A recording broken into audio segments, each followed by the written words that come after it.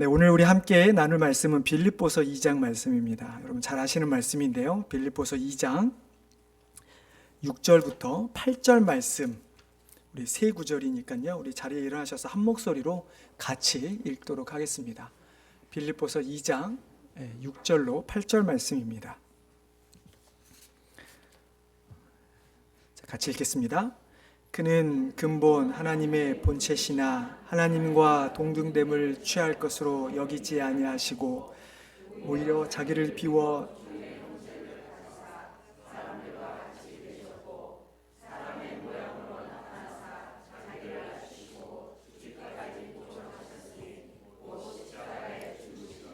아멘. 예, 자리에 앉아주시기 바랍니다. 제가 한 번 더 기도하겠습니다. 하나님, 이 시간 우리가 하나님 앞에 겸허히 나아가 이제 하나님의 말씀을 듣고자 합니다. 부활하신 그 주님께서 우리를 위해 하신 일들을 잘 깨닫게 하여 주시고, 그래서 우리의 삶에 항상 그 부활의 기쁨이 넘쳐날 수 있도록 도와주시옵소서. 감사하며 예수님의 이름으로 기도드리옵나이다. 아멘. 예, 오늘은 부활주일입니다. 우리 성도님들 삶 가운데 항상 이 부활의 소망이 넘쳐나기를 주님의 이름으로 축원합니다. 여러분 좀 어떠신가요? 이 부활의 소망이 우리 성도님들의 삶에 매일 그 기쁨이 넘쳐나고 계십니까? 네. 몇 분이 안 되신 것 같아요. 네. 예수 그리스도의 부활의 그 소망과 기쁨이 우리의 삶에서 매일 넘쳐나야 되는데, 실은 여러분이 왜 주저하시는지 저도 잘 압니다. 왜 우리의 삶에서 매일 이 부활의 소망과 기쁨이 넘쳐나지 못하는 것일까? 우리가 지난 한 주간 동안 이사야 53장의 말씀으로 여러분 묵상을 하였는데요. 거기 보면 예수님의 모습이 나오죠. 주님은 연한 순 같고 마른 땅에서 나온 뿌리 같아서 고운 모양도 없고 풍채도 없고 사람이 보기에 아무런 흠모할 만한 것이 없을 뿐만 아니라 멸시를 받고 사람들에게 버림을 받을 것이다. 이것이 하나님께서 이사야 선지자를 통해서 주신 메시아에 대한 모습입니다. 하지만 사람들은 단순히 예수님을 멸시한 것만이 아니라 여기서 우리라고 하는 것은 이스라엘 백성만이 아니죠. 우리 모두를 가리키는 표현입니다. 그 말씀에 우리가 주님을 조금도 귀히 여기지 아니하였다라고 표현하고 있습니다. 이사야서 53장 4절의 말씀입니다. 그는 실로 우리의 질고를 지고 우리의 슬픔을 당하였거늘 우리는 생각하기를 그는 징벌을 받아 하나님께 맞으며 고난을 당한다 하였노라. 지난 금요일에도 간단히 말씀을 나눴지만 예수님께서 우리의 허물 때문에 찔림을 당하시고 우리의 죄악 때문에 상함을 당하셨음에도 불구하고 사람들은 말하기를 예수님이 마땅히 그 자신의 죄 때문에, 자신의 잘못 때문에 고난을 당하고 하나님으로부터 징계를 매를 맞았다라고 이야기를 하죠. 여러분, 우리가 지금 생각하기에는 말도 안 되는 이야기죠. 아니, 어떻게 예수님이 자신이 무엇을 잘못했기에 자신의 잘못으로 그런 고초를 당해야만 하는가? 죽어야만 하는가? 어느 누구도 우리 가운데 그런 생각을 하는 사람은 없을 것입니다.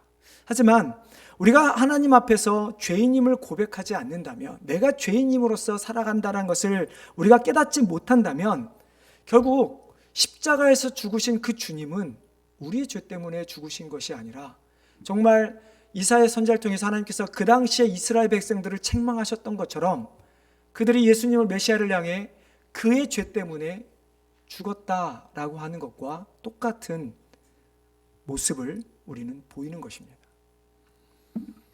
분명히 예수님은 우리를 위해 고난을 받으시고 십자가에 죽으시고 부활하셨는데, 그래서 우리가 그것을 매일 묵상하면서 감사해야 하는데, 우리가 우리의 죄됨을 깨닫지 못하기 때문에 우리는 매일의 삶에서 그 부활의 주님을 기쁨으로 받아들이지 못하고 있는 것이죠. 오늘 우리가 부활주일을 맞아서 이제 앞으로 우리의 삶 가운데 정말 그 예수 그리스도만이 우리에게 유일한 소망이고 우리의 기쁨이 되심을 믿고 살아가시는 성도님 되시기를 주님의 이름으로 축원합니다. 그래서 오늘 말씀을 통해 우리는 우리 주님이 인간으로 이 땅에 오셔서 십자가를 지신 그 사건이 과연 우리에게 어떤 의미가 있는가?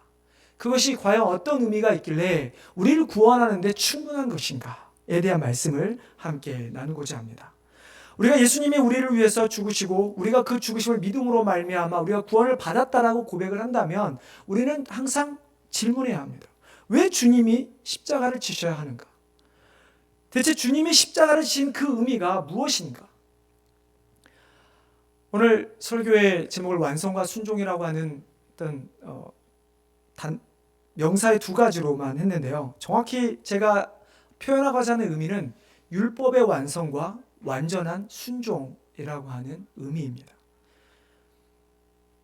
예수 그리스도께서 우리를 위해 죽으시고 부활하셨다면, 우리가 그것을 믿어서 구원을 받았다면 왜 예수님은 이 땅에 오셔야 했는가? 오늘 본문에 보면 예수님은 자신을 스스로 하나님과 동등됨을 취할 것으로 여기지 아니하시고 자기를 비워 종의 형체를 가지사 사람의 모양으로 이 땅에 오셨다라고 사도 바울은 이야기합니다. 왜 예수님이 인간의 몸으로 이 땅에 오셔야만 했을까요? 물론 가장 기본적인 대답은 우리가 너무나 잘 알고 있습니다. 예수님께서 십자가에 죄가 없으신 예수님이 인간의 몸으로 이 땅에 오셔서 피 흘려 죽으시기 위해서 인간의 몸으로 이 땅에 오셨습니다. 근데 이것을 우리가 좀 더 어려운 말이라고 하는 것은 좀 이상하기도 한데요. 어려운 말로 하면 언약을, 예언을 성취하기 위함이죠. 하나님께서 구약 때부터 쭉 선지자를 통해서 예언했던 그 말씀을 성취하기 위해서 예수님이 인간의 몸으로 이 땅에 오셨습니다. 그리고 예수님은 그 언약과 예언을 성취하시는데 그 언약과 예언의 중심에 있는 것이 바로 율법의 완성이죠. 로마서 10장, 우리 오늘 로마서 말씀을 몇 군데 찾아볼 텐데요. 여러분은 성경을 펴셔서 로마서 10장 1절부터 4절 말씀을 한번 같이 읽어보도록 하겠습니다.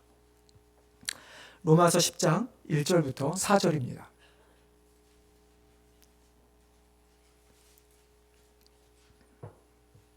같이 읽겠습니다. 형제들아, 내 마음에 원하는 바와 하나님께 구하는 바는 이스라엘을 위함이니 곧 그들로 구원을 받게 함이라. 내가 증언하노니 그들이 하나님께 열심히 있으나 올바른 지식을 따른 것이 아니니라. 하나님의 의의를 모르고 자기 의의를 세우려고 힘써 하나님의 의에 복종하지 아니하였느니라. 그리스도는 모든 믿는 자에게 의의를 이루기 위하여 율법의 마침이 됨이니라. 바울은 이스라엘 백성들을 향해서 하나님께 대한 열심은 있었으나 그들이 올바른 지식은 없었다라고 이야기합니다. 왜냐하면 그들은 하나님의 의가 아닌 자신의 의로 말미암아 하나님 앞에 의롭다함을 얻은, 즉 우리말로 표현을 하면 구원을 받으려고 했기 때문이죠.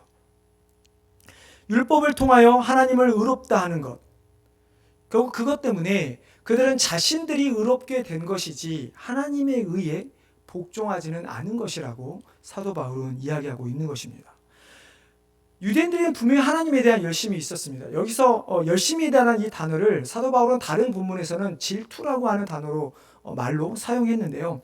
그들은 정말 다른 사람들과 비교하면서 다른 사람들보다 누구보다도 하나님 앞에서 인정받고자 하는 마음이 있었습니다.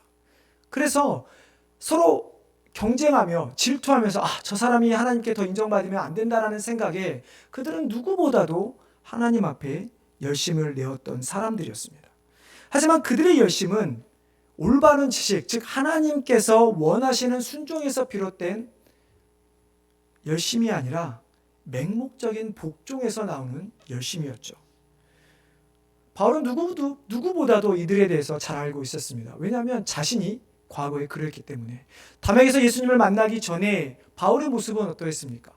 누구보다도 유대인의 열심 중에 특심을 가지고 있었던 사람이었습니다.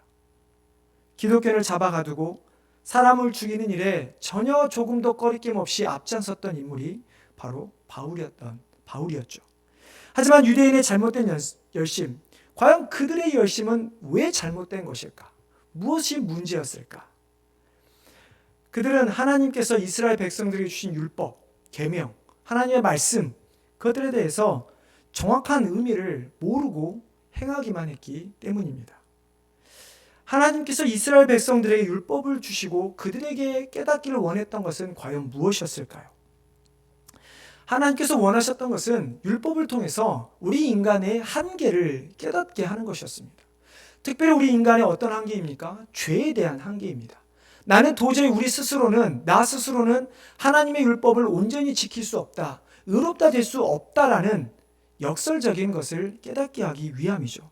뿐만 아니라 하나님께서는 너희가 그렇게 의로울 수 없기 때문에 내가 너희를 의롭다 칭할 것이고 너희는 이제 내가 너희에게 보여준 나의 의의를 세상 가운데 전하라 라고 하는 것이 하나님께서 율법을 주신 의미입니다. 하지만 그들은 세상에 하나님의 의의, 하나님의 온전하심을 드러내는 것이 아니라 그렇게 자신들의 열심, 특심을 통해서 자신들이 옳다고 하는 것, 자신이 누구보다도 선하다고 하는 것을 보여주었을 뿐이라는 것이죠. 그들은 오직 율법과 전통을 지키는 데에만 열심이었지 정말 하나님께서 원하시는 것에 대해서는 조금도 관심이 없었던 자들이었습니다. 결국 이들의 이런 모습은 어떤 구원, 즉 하나님의 주권에 의해서 선택받았다라고 하는 하나님의 선민이자 하나님의 구원이 아니라 자신의 어떤 노력, 자신의 활동과 책임을 통해서 하나님의 구원을 얻으려고 했던, 즉 하나님의 결정을 인간의 행위로 결정 지으려고 했던 모습이 그들 가운데 하나님의 열심이라고 하는 모습으로 드러나게 된 것이죠. 그러나 성경은 우리에게 무엇라 말씀합니까? 우리 로마서 3장으로 한번 가보겠습니다. 로마서 3장 9절부터 12절입니다. 그렇게 유대인들은 자신들의 열심으로 하나님께 의롭다함을 얻었다고 생각하지만 바울은 우리에게 뭐라 말씀합니까? 우리 9절부터 12절까지 같이 읽겠습니다. 자, 시작.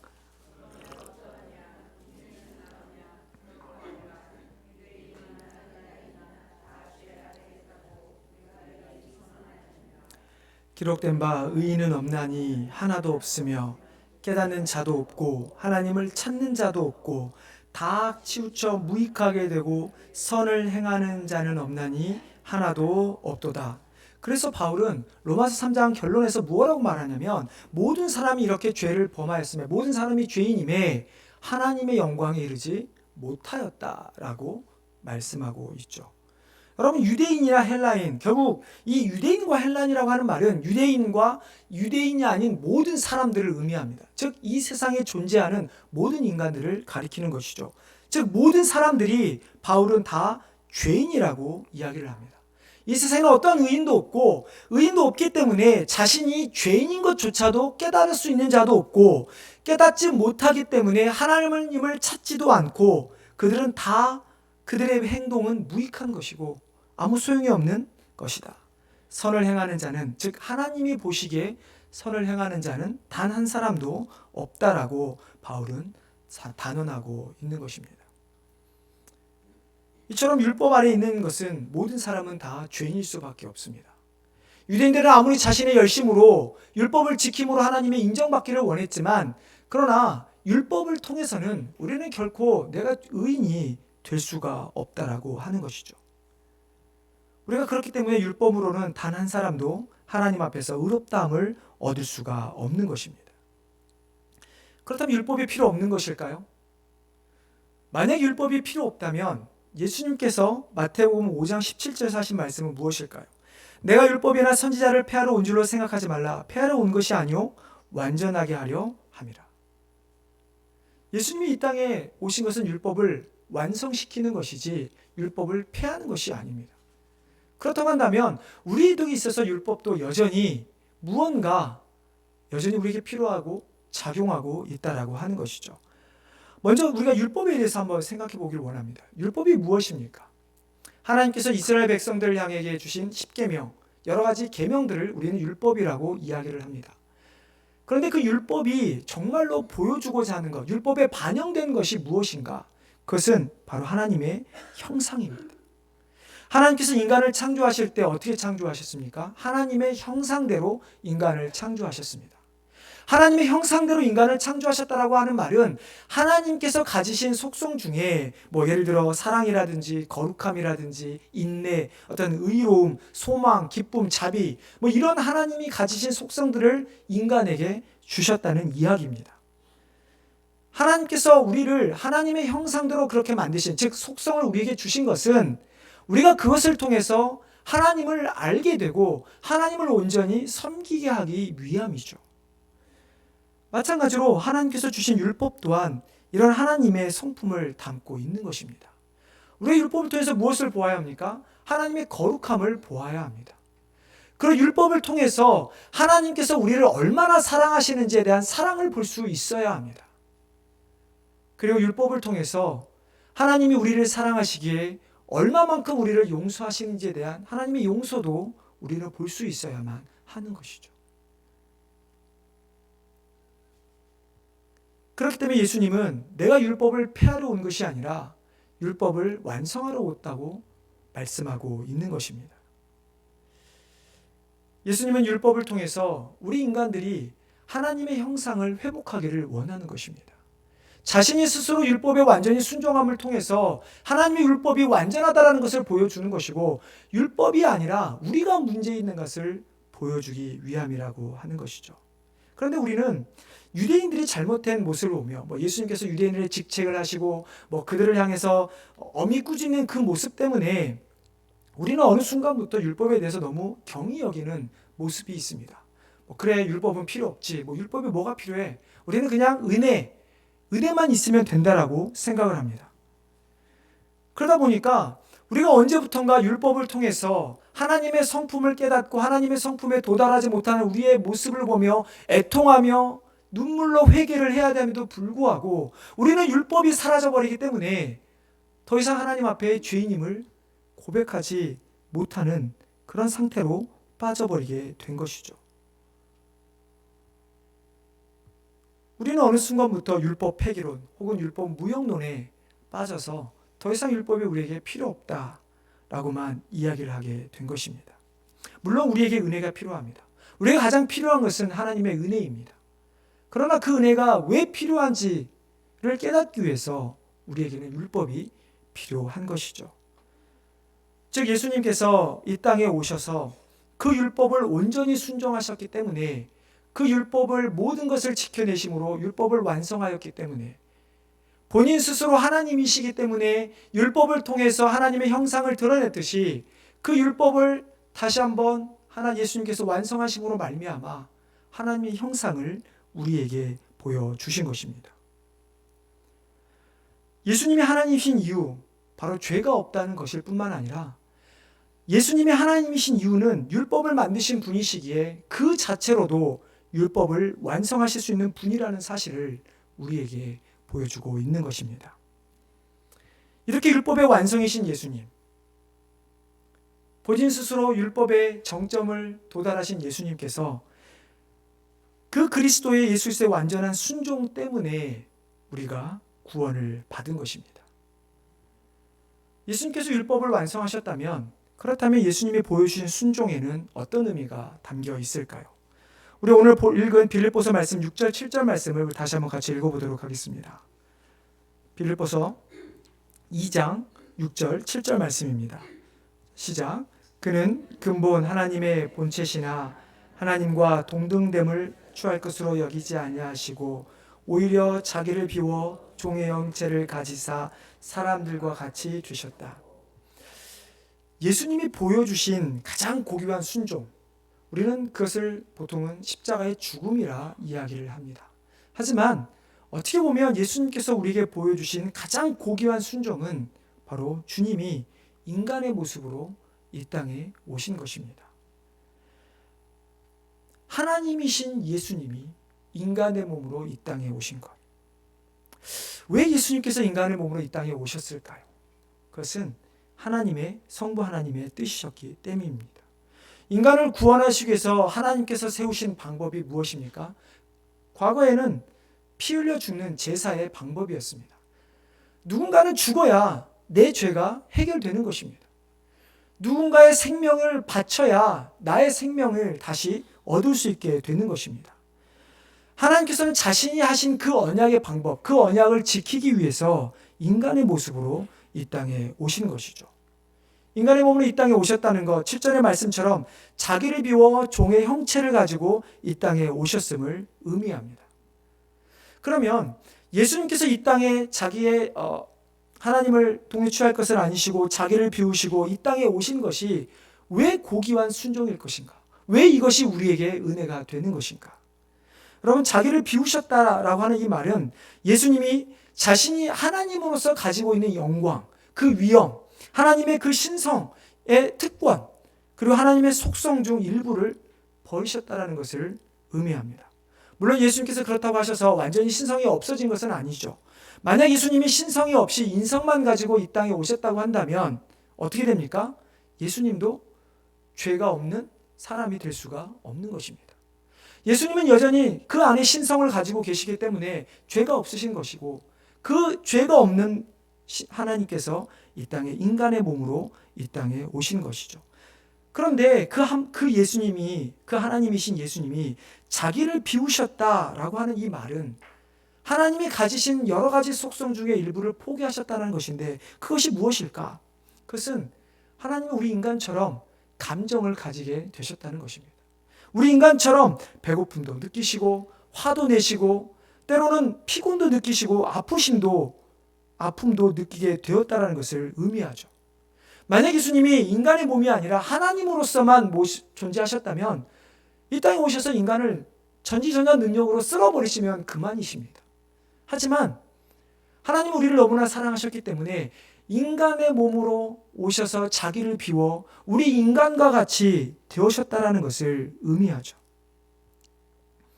종의 형체를 가지게 되셨다는 것은 무슨 의미입니까? 노예가 되셨다는 것이 아니라 어떤 종의 특징적인 속성을 받아들이셨다는 것을 의미하는데요. 그것은 우리 인간이 사단의 노예가 된 것처럼 예수님이 사단의 노예가 된 것이 결코 아니죠. 우리가 이 사도 바울이 말한 종의 모습은 우리가 지난주에 묵상했던 이사야 53장 혹은 52장에 나온 종의 모습을 떠올려야 합니다. 그 이사야 52장과 53장에 나오는 메시아의 모습, 종으로 오신 메시아의 모습이 어떤 겁니까?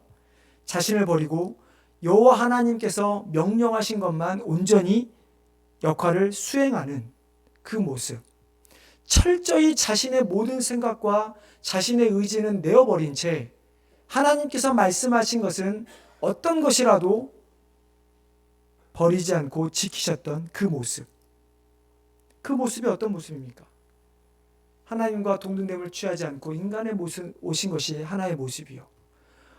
인간의 모습으로 오셔서 제자들의 발을 씻기시고 십자가에 죽으신 것이 그 모습이고, 그리고 이 땅에서 부활하신 그 모습, 이 땅에서 하신 모든 일들이 바로 하나님께서 예수 그리스도에게 명하신 모든 것을 감당한 여호와의 종으로서의 모습을 우리에게 보여주신 것입니다. 즉 예수님은 종으로 오셔 죽기까지 순종하심으로 하나님의 언약, 그 제사, 그 율법의 완성을 보여주셨고, 그 율법의 완성은 결국 예수님의 순종으로 말미암아 다 이루게 되었던 것입니다. 예수님이 사람의 모양으로 이 땅에 오셨다는 것은 단순히 피 흘려 죽기만을 위해서만이 아닙니다. 즉 하나님이 우리에게 보여주신 주신 언약을 이루기 위해서만이 아니라 어떻게 보면 더 큰 의미가 있는데요. 우리를 너무나 사랑하셔서 우리 인간을 이해하시기 위해 인간의 몸으로 이 땅에 오셨다는 사실입니다. 주님은 우리가 가진 죄의 무게, 그 죄를 통해서 우리가 어떠한 상태가 되었는가를 느끼시기 위해서 이 땅에 인간의 몸으로 오셨다는 것입니다. 이 땅에 오셔서 우리가 인간을 죄인으로서 가졌던 감정이 무엇이고, 죄에서 억눌려서 하나님과의 단절된 그 모습 상태가 얼마나 비참한 것인지를 깨닫기 위해서, 그리고 인간이 실제적으로 느끼는 육체적인 고통과 그 영적인 고통이 무엇인지를 알고 그 무게를 감당하기 위해서 인간의 몸으로 이 땅에 오신 것입니다. 우리는 소위 예수님에 대해서 예수님은 하나님이시기 때문에 예수님이 고통을 느끼시면 얼마나 느끼시겠는가 우리는 생각할 수도 있습니다. 하지만 성경에 보면 예수님께서 마음 아파하시며 그가 당하신 고난이 얼마나 심했다는 것을 우리는 너무나 잘 알고 있습니다. 특별히 십자가의 그 골고다의 십자가를 지시러 가시는 그 길에 얼마나 고통이 심할 것임을 그가 느끼셨으면 예수님은 제자들과 함께 기도하셨습니다. 피 눈물을 흘리며 기도하셨습니다. 그리고 무엇 하십니까? 하나님, 하실 수만 있다면 이 잔을 내게서 옮겨 주시옵소서. 예수님은 우리 인간의 그 고통, 그 두려움을 이해하기 위해서 이까지 오셨고, 우리 인간으로서 가장 두렵다고 하는 그 죽음이라고 하는 두려움까지도 이해하시기 위해서 십자가에 달려 죽으신 것입니다. 주님의 이러한 모습, 인간에 오셔서 고난을 당하시고 십자가에 죽으신 그 순종, 이것이 예수님께서 우리에게 보여주신 하나님에 대한 완전한 순종의 모습입니다. 이 예수님의 완전한 순종이 있었기 때문에 우리에게는 구원의 감격과 소망과 기쁨이 있는 것입니다. 죽기까지 순종하신 그 주님, 그 죽음에서 부활하신 주님, 그 부활이 죄와 사망에 대한 권세를 이기셨다고 성경을 말씀하기 때문에 우리에게 소망이 되는 것이죠. 예수님의 죽음과 부활 때문에 우리는 우리의 죄의 문제와 우리의 죽음의 문제가 해결된 것입니다. 우리가 오늘 아침에 하나님께 예배드리는 것이 바로 이 이유인 것이죠. 우리 인간이 실패한 율법에 대한 불순종. 하지만 예수님께서 이 땅에 오셔서 우리 인간을 이해하시고 자신의 생명을 들여서 율법을 완성하신, 온전한 순종으로 율법을 완성하신 그 주님이시기 때문에 우리는 그 주님 때문에 지금 부활의 소망으로 구원받은 자로서 살아가고 있는 것입니다. 이제 말씀을 맺고자 합니다. 우리가 죄를 인정하든 안 하든 예수님께서 십자가에 단번에 죽으심으로 이루신 죄 사함은 모두 이루어졌습니다. 실은 우리가 죄를 짓는다고 해서 계속 예수님을 십자가에 못 박는 것은 결코 아닙니다. 우리가 이러한 생각을 한다는 것은 우리의 인간의 계산법이죠. 마치 여전히 구약의 시대에 머물러 있어서 내가 죄를 지을 때마다 예수를 십자가에 못 박아야 내가 죄를 회개하면 용서를 받는다는 생각이 우리 가운데 있을지 모르겠지만, 그러나 예수님의 그 십자가의 죽으심은 그 단번의 희생으로 우리의 과거, 현재, 미래의 모든 죄를 다 해결해 주셨습니다. 그 예수님이 보여주신 율법의 완성과 온전한 순종, 이 두 가지 때문에 예수님이 우리의 유일한 구세주가 되시는 것이죠. 이 땅에 어느 누구도 하나님 율법을 온전히 지킬 수 있는 사람은 없습니다. 율법을 완성할 사람은 없습니다. 또한 어느 누구도 아무리 자신의 생명을 드린다 할지라도 하나님의 그 율법을 이룰 수 있는 사람은 결단코 이 세상에 없다라고 하는 것이죠. 오직 예수 그리스도만이 그 일을 하셨고 그 일을 이루신 분이십니다. 그렇기 때문에 우리는 세상이 우리를 아무리 우리를 향해 배타적이다, 이기적이다 할지라도 우리는 예수 그리스도를 통해 구원을 얻는다라고 하는 그 사실 하나만큼은, 주님이 부활하셨다라고 하는 그 사실 하나만에 대해서만큼은 우리는 오만해져야 합니다. 결코 다른 것이 있을 수 없고 결코 다른 것으로 말미암아 우리가 구원받을 수 있다라는 사실에 대해서 우리는 부정할 수 있어야 하는 것이죠. 그렇기 때문에 우리는 오늘 아침에 함께 외치는 것입니다. 예수님이 부활하셨습니다. 예수님이 죽음과 사망의 권세를 이기시고 죄와 사망의 권세를 이기시고 부활하셨습니다 라고 하는 고백을 우리는 외치는 것이고, 우리는 단순히 이 아침에만 외치는 것이 아니라 우리의 삶에서 내가 정말 예수 그리스도의 그로 말미암은 구원의 그 은혜가 넘치려면 우리는 끊임없이 매일의 삶에 부활의 주님을 외쳐야만 하는 것이죠.